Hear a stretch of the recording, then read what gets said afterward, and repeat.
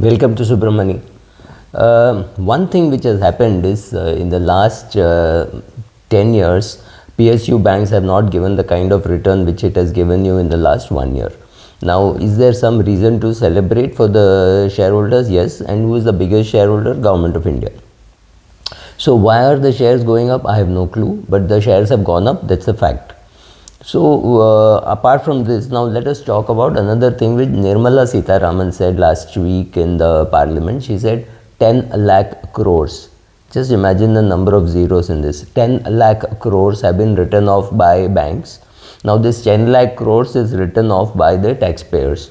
So, you see per taxpayer how much has been written off. You will come to a nice big round number, and that's a good enough reason for us to feel bad. Especially considering that last week we must have all paid our advance taxes. So it is from that money that the PSU banks have written off this kind of now almost everybody who has dealt with banks in the last 15, 20, 30 years knows how loans are sanctioned, especially in PSU banks, in many PSU banks. I'm not saying all PSU banks. When you go to them with a genuine loan of say 5 lakhs, they will like to get security worth 35-40 lakhs, your house and everything. So while coming out of a bank once, I just jocularly told the bank officer, except my neighbor's Mangal Sutra, you have taken everything as security. He paused and he said, I didn't know it was available, or I would have taken that too. To abhi bol raha hai. So people who want a small loan are subject to so much of scrutiny, you almost feel ashamed that you went to a bank. So it's not easy to get a bank loan for a business, for any business. They'll come, they'll inspect, not that they understand software, not that they understand hardware. You show them something and this is what it costs. All you need is some fake bills for somebody to really run away with the money. That is how every loan, I'm not saying every loan, I'm saying a lot of loans get sanctioned. Big loans, small loans. You have to make very good projections, which they will not. Give it to them and they will sanction the loan, because the loans are sanctioned for something else. And also there is the great their banking regulator who will come and audit the books of banks. So somebody from the RBI must have audited the Punjab and Punjab Maharashtra Cooperative Bank and come out with a clean sheet saying it's great. And then you found so many fake accounts, etc. Did that person's head roll? Yeah, he may have been shifted from Bombay to Pune for 6 months and brought back. That's it. Did he lose his job? No. Did he lose his provident fund? No. Did he lose his pension? No. And what would be the excuse? Oh, there is too much work. We can't do so much work, right? We are part of the Indian judiciary. So how can we do so much work? Will we outsource audit? No. We will do it ourselves. Why will we do it ourselves? Because we think we can. And well, then there is a nexus between the agent who gets the loan, between the RBI officers who audit, and the banks which give the loan, right? So what happens? Bad debts. Some loans become bad debts even before they are sanctioned. You look at the papers and you know this money is not going to come back. Why am I saying all this? This doesn't change. It doesn't matter who is in the government. It doesn't matter whether Raghuram Rajan is the RBI governor who can talk to Rahul Gandhi about how the economy has to be revived, right? He can do all that, but he did nothing to touch the NPS. Somewhat half-hearted attempt. Luckily, it was backed by the then government, which was Modi government. So some kind of backing. Otherwise, I don't think even the Modi government or Congress government doesn't really matter.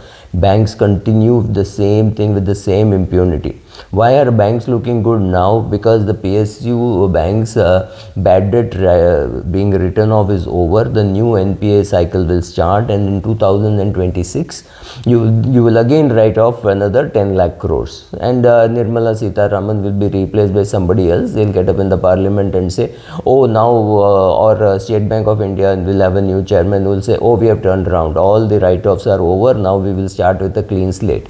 The number of time PSU banks have started with a clean slate is unbelievable. The write-off of Bank of Baroda this year was 18,000 crores, right? 18,000 crores. What would they recover? Some 910 crores or 814 crores, something absolute pittance of what they write off, right? The IBC for recovery, well, it recovers 30%. What do, you take it from here and you put it there, and then you give it off at some fancy ridiculous rates. You write off 80%, 90%. There are cases when you write off 99%. Yes, a lot of recovery has happened, in the sense of SR was thrown out and that project Bhushan was thrown out and given to Tatas, right? So all those things have happened. Fantastic amount of recovery has been done, but the same process of creating bad debts continues. Why does this happen? This is simply because the person who is in the PSU bank doesn't really care about the loans. To him it doesn't matter, his job doesn't change. So what is the best thing an honest officer can do? Just stop lending. He just doesn't lend. He says, I will not lend. So I have had bank managers saying, oh, I was in this branch, and say, oh, it's a very important business branch. Yes, but you didn't have a problem. No, sir. Why? I didn't lend at all. 3 years I was in that branch, I didn't lend anything.